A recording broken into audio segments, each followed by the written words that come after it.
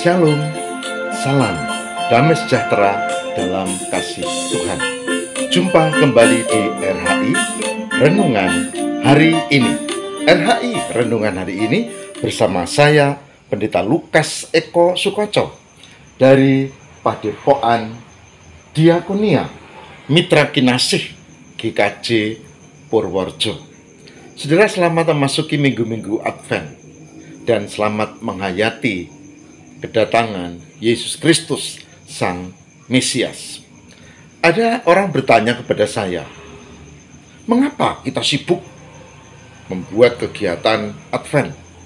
Ada persekutuan doa, ada penghayatan Alkitab PA yang khusus temanya, bahkan ada juga pertemuan-pertemuan untuk refleksi spiritualitas.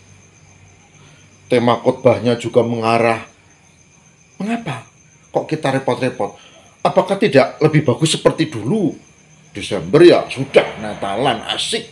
Kita nabung dari Januari sampai November, Desember dihabiskan untuk pesta Natal. Kita bikin acara-acara. Kalau pandemi ya manut aturan, tapi tetap prinsipnya begini, begitu, dan seterusnya. Sudah saya beritahu bahwa penghayatan yang mendalam perlu persiapan. Orang yang akan menikah yang benar, yang lumrah, yang umum, pasti ada persiapan. Mulai dari hal yang paling remeh, persiapan tentang undangan, tempat untuk perayaan pernikahan, jenisnya, modelnya, bahkan baju yang mau dipakai pun dirancangnya untuk mempelainya, apakah mau tradisional, modern, atau perpaduan, dan seterusnya. Dihayati. Jangankan orang yang mau menikah, bahkan orang mendirikan rumah aja pakai persiapan, tidak hanya modal, tapi nanti bentuk rumahnya kalau dia bangun, kalau beli dia pun milih. Sudah semua pakai persiapan. Oleh sebab itu, langsung itu tidak bagus. Orang lalu menghayati Natal secara salah. Sudah tahu, Natal yang benar adalah menghayati kelahiran Sang Mesias, bukan ulang tahunnya. Karena apa? Karena kita sudah tahu kan bahwa Yesus lahir itu pakai kalendernya bukan kalender nasional, Masehi, internasional malah, tapi kalender Yahudi yang cara menghitungnya beda. Gitu. Mengapa lalu pakai kalender yang internasional, kalender Masehi, kalender Kristen? Karena di situ ada makna, yaitu menghayati kedatangan Sang Mesias.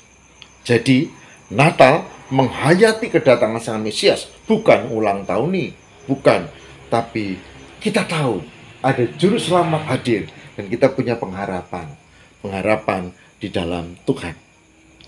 Ayat yang penting banyak, tapi saya mau ungkap satu yang sering menjadi hafalan, bahkan ini kadang karena hafalnya kurang diperhatikan.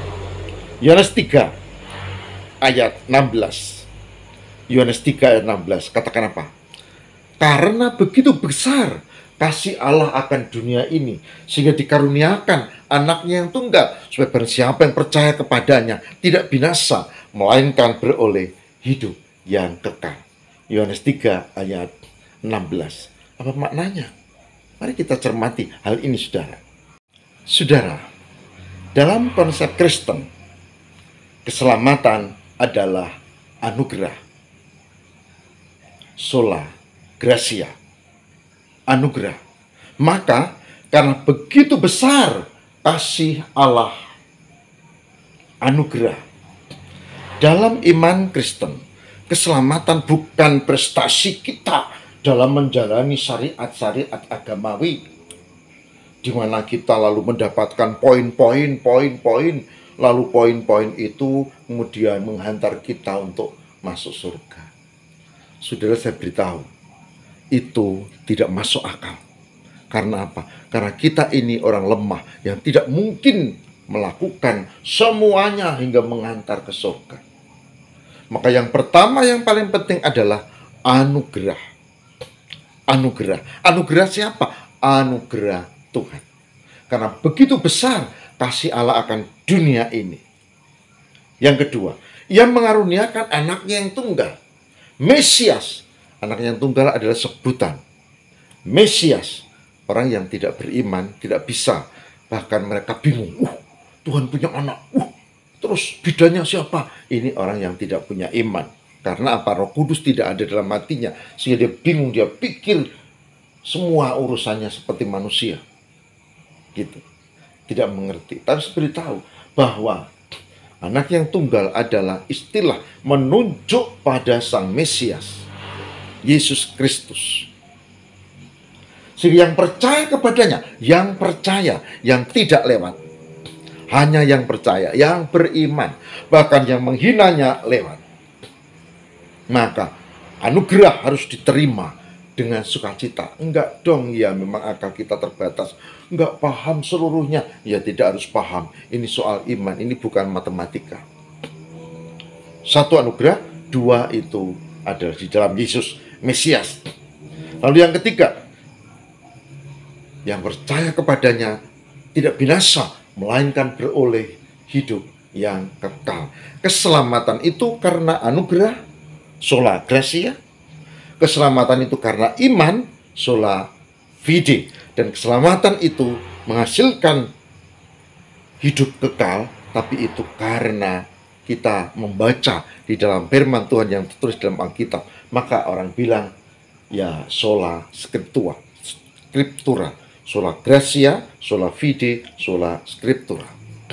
Hari ini saya mengajak, mari saudara kita menyambut sukacita Natal. Dengan masa-masa Advent ini, kita tata hati kita sungguh-sungguh menghayati, dan kita buka hati kita untuk menerima kehadiran Sang Mesias, bukan dengan baju baru, makanan yang enak-enak, atau minuman, atau acara, atau silakan, itu ya boleh saja, tapi bukan itu letak Natal. Natal adalah hati yang diperbarui dan sikap. Apakah kita mau percaya atau tidak? Ini yang perlu kita cermati, saudara.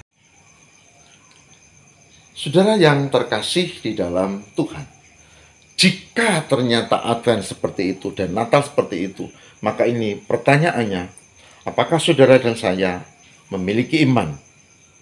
Apakah saudara dan saya memiliki kesediaan buka diri untuk terima Yesus dan mewujudkan dalam kehidupan? Lalu, apakah saudara dan saya dengan hati yang terbuka merayakan kehadirannya, meyakininya, dan merefleksikan dalam kehidupan? Ada bencana di sekitar kita. Ada orang-orang yang punya kesulitan dan berkesusahan. Ada saudara kita yang perlu ditolong. Dan apakah kita diam saja, atau kita menjadi orang yang beriman, lalu kita ambil bagian untuk menolong sesama? Jika yes, jika iya, maka saudara siap untuk menerima kehadiran Yesus dan siap diberkati dalam kehidupan. Mari kita berdoa. Tuhan, kami mohon berkat-Mu. Semoga kami dilayakkan menerima kehadiran Sang Mesias dengan iman, dengan hati yang terbuka, dengan percaya, dan merefleksikan dalam kehidupan. Sehingga kami menjadi orang-orang beriman yang menolong sesama, bukan yang menjelek-jelekkan. Menjadi orang beriman yang berguna bagi sekitar, bukan yang malah menteror dan membuat banyak masalah.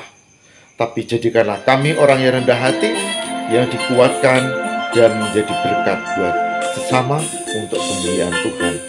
Tolonglah ya Allah, Kristus pengantar kami. Haleluya.